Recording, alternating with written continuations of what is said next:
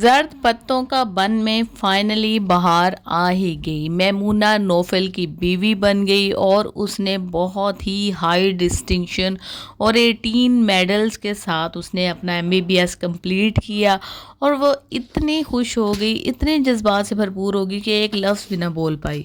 مجھے بہت اچھا لگا جب اس نے اپنے میڈلز جو تھے وہ اپنے باپ، ماں اور اپنے بھتیجے کو پہنائے، اور اس نے اپنی کانوکیشن کیپ جو تھی وہ نوفل کو پہنائی تھی۔ نوفل بھی کافی زیادہ سوبر بن چکا تھا، لیکن نادر نے جس طرح سے تمام لوگوں کو ذلیل کیا، ساری زندگی ان بیچاروں کے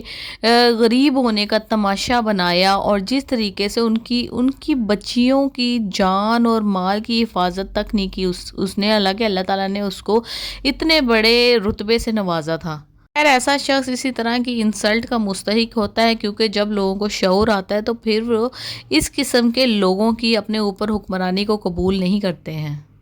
نسرین کو اس کی بیٹی کا انصاف مل گیا، اور فائنلی تمام الیکٹرانک میڈیا پہ اس کی بیٹی کی نیوز چلی۔ اس علاقے کے جو تھانے دار تھا، جو SHO تھا، اس کی معطلی ہو گئی، کیونکہ اس نے جو تھا نا سارا کرپشن میں ساتھ دیا۔ جب الیکٹرانک میڈیا پہنچا اس ایریا کے اندر، تو اس ایریا کے تمام مسائل جو تھے نا